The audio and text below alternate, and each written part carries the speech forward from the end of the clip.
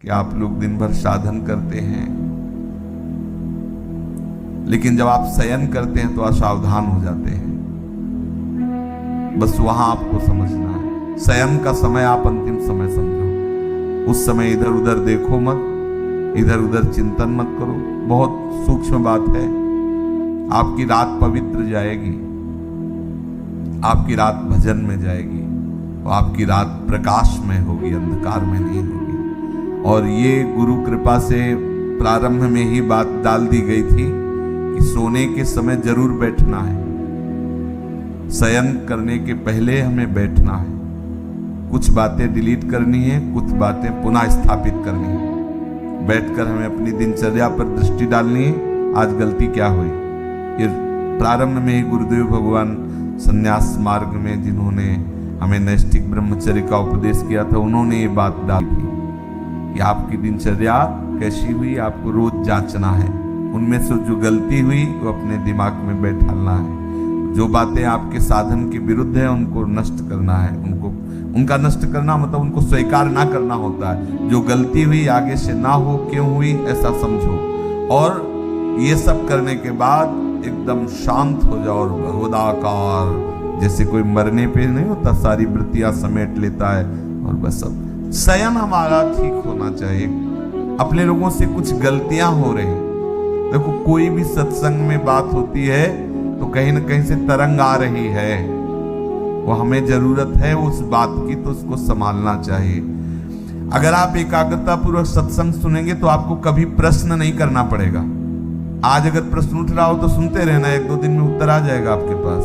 वो तरंग आएगी, वो आपसे वही प्रसंग हटके आ जाएगा, एकदम प्रसंग से हटकर वो बात आ जाएगी। ये तरंग आकर के बुलवा देगी, क्योंकि सर्वांतर्यामी गुरुदेव आपके भी हृदय में ईश्वर भी है, तो वही बुलवा देंगे। कुछ साधक क्या करते हैं, प्रमाद स्थिति करते हैं कि जैसे दिन भर सेवा परिचर्या या जो भी गृहस्थ हो या विरक्त हो, अब रात्रि के समय वो समझते हैं कि अब सोने जाना है, थोड़ी देर मनोरंजन कर लेते हैं। तो मोबाइल है, टीवी है या मानसिक है, वो इधर उधर मन को, और फिर शयन करते हैं। उनकी रात पूरी अंधकारमयी काल रात्रि हो जाती है, साधन को नष्ट करने वाली बन जाती है और अशांति।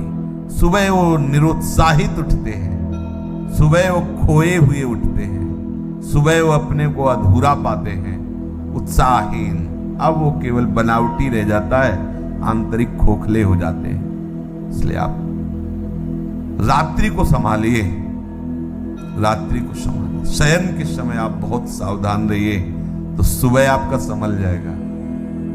सुबह संभल गया तो पूरा दिन संभला रहेगा, रात्रि संभल गई तो पूरा जीवन संभला रहेगा। बहुत ही एकांतिक वार्ता है। आप शयन के समय कभी मोबाइल मत चलाइए, क्योंकि मोबाइल एक ऐसी वस्तु है जो पूरे विश्व ब्रह्मांड को अपने में समाये हुए है। वो गूगल क्या कहते हैं, जो भी सर्च करो सब उपस्थित कर देता है। बलिहारी ऐसी सिद्धि तो महात्माओं में भी कभी कभी नहीं होती थी, जैसी सिद्धि मोबाइल में है। नहीं, सर्च करो, हर विषय लो। महात्मा भी है तो एक सब विषय का थोड़ी वो सिद्ध होता है, वो तो भगवत विषय का सिद्ध होता है।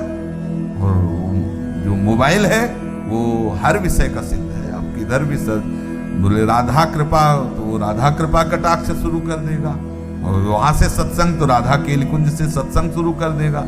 और कुछ भी तो और कुछ भी शुरू कर, जो चाहो। हरि कृपा कछ दुर्लभ नहीं, तो मोबाइल कृपा कछ दुर्लभ नहीं, जो चाहो सब। अब साधक तो वैसे ही, जो साधक का मन है वैसे ही मतलब तूफान समझो। अब उसको एकांत मिलाओ, शयन, दरवाजा बंद, बोले अब तो भजन करते हुए डूबना है, वो डूब गए। मोबाइल बहुत बड़ा सहयोगी भी है। जैसे हम गुरुजनों के वचन उसमें रखे हुए हैं, सत्संग, तो आप अगर मान लो बहिर्मुख हो रहे हैं उस समय, अब कुछ सत्संग अपने रखे जाते हैं कि ये सत्संग हमारे लिए औषधि है। जैसे खांसी की अलग दवा, बुखार की अलग दवा होती ना, ऐसे ही अपने लोगों को भी अपनी डायरी में, जैसे ना कि जब साधक को काम सताए तो कौन से सूत्र चाहिए, वो अपने तय कर लेते हैं कि ये बात इसको नष्ट करने।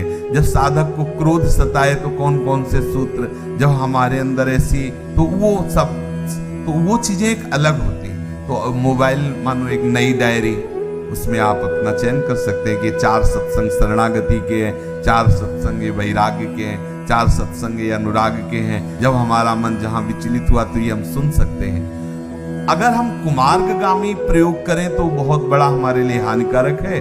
अगर सन्मार्ग में साधक के लिए वास्तुतः नहीं जरूरत है। अगर सही पूछो तो भगवत कृपा से नहीं जरूरत है। अब लौकिक ये सब व्यवहार की तो बात अलग ही है, तो क्या जरूरत नहीं है। गुरु कृपा से अभी तक प्रयोग में नहीं आया, अभी तक पास नहीं है। अभी लोग अपना रखते हैं तो ये लोगों के लिए ही रखते हैं, अपना करो, जो उनसे बात करो। अपने पास नाम रूपी मोबाइल है, उसको सर्च करो, जिसकी जानना चाहो जान सकते हो जो जानना चाहो जान सकते हो। आप देखो ना, इसमें बहुत बड़ी सामर्थ्य है। जो अरे निकुंज का लाइव मोबाइल दिखा सकता है? नहीं दिखा सकता। सर्च करो इस समय राधा प्यारी कैसे मुस्कुरा रही, वाला दिखा। राधा प्यारी कैसे, ये राधा नाम सर्च करो, आपको दिखा देगा। राधा राधा राधा राधा राधा डूबो भाई। ये शयन के समय कुछ साधक गड़बड़ी करते हैं, चाहे गृहस्थ हो चाहे विरक्त हो। आपके पास मोबाइल है, आपके कमरे में टीवी लगी हुई है, मान लो आप गृहस्थ हो, आप ऐसा सब, तो आप शयन को संभाल लीजिए। शयन में गंदी बात नहीं होनी चाहिए, गंदे दृश्य नहीं होने चाहिए। ये जो गृहस्थी में संतान उत्पत्ति की भी बात है, वो एक संयम से है, शास्त्र संयम से है। वो केवल भगवत आराधना मात्र है, अपनी वासनाओं की पूर्ति के लिए नहीं। वासनाओं की पूर्ति के लिए कहीं भी कोई बात नहीं शास्त्र आज्ञा करता, अपनी आराधना की पूर्ति के लिए है। ये भी एक आराधना है गृहस्थ धर्म में। वो अपने संतान उत्पत्ति करके पितृ आदि की तृप्ति के वो व्यवहार क्या शुद्ध परमार्थ में भगवत चरणारविंद की आसक्ति प्रधान जीवन होना चाहिए, चाहे वो गृहस्थ हो चाहे विरक्त हो। तो हम खुद जानते हैं कि हमारा मन किधर जा रहा है, हमसे क्या करवा रहा है। ये प्रार्थना है सब साधकों से, विनम्र प्रार्थना है कि आप अगर एकांत में ऐसा कुछ दृश्य देखते हो, ऐसा कुछ करते हो, तो आप ना करें। ये नियम ले लीजिए कि मोबाइल जब शयन करने जा रहे हो तो उसके पहले ही उसका स्विच ऑफ कर दीजिए। ज्यादा बातचीत भी किसी से मत रखिए, जितनी आवश्यकता है। तो ये यंत्र है, बस 2 शब्दों का उत्तर हाँ ना या कोई बात है। कुछ लोग ऐसे होते हैं कि वो घंटों ऐसे ही लगाए रहते हैं। साधक कैसे बात करेगा इतनी देर, कैसे बात कर सकता है? उसका तो चिंतन छूटेगा। हाँ ना में उत्तर दे लो, चलो कोई अगर व्यवहार के लिए आपके पास यंत्र है। लेकिन किसी किसी को देखते थे चिपके ही रहते हैं इसमें मोबाइल में। हाँ, और क्या ये है? छोड़, नाम जप कर, भगवत चिंतन कर, लीला कथा में डूब। ये क्या और उसमें लगे हुए हैं। हाँ, सावधान रहिए इन यंत्रों से। जितना हमें आवश्यक हो, वैसे बिल्कुल आवश्यक नहीं है, लेकिन आवश्यक हो। आप दूर देश में रहते हैं, दूर रहते हैं, भगवत कथा आदि के लिए नाम न छूटे। और शयन के समय नाम में भले 1 मिनट बाद आप सो जाते हैं, लेकिन नाम का ध्यान करते हैं, उसका फल होगा। आप नाम के ध्यान में ही जगेंगे। देख लेना, ये मतलब अनुभूत विषय है। अगर नाम में आप डूबते हुए शयन कर रहे हैं तो आप जागेंगे नाम। और नाम में जो डूब कर शयन करता है वो लीला में जाता है, वो भी निद्रा में नहीं जाता।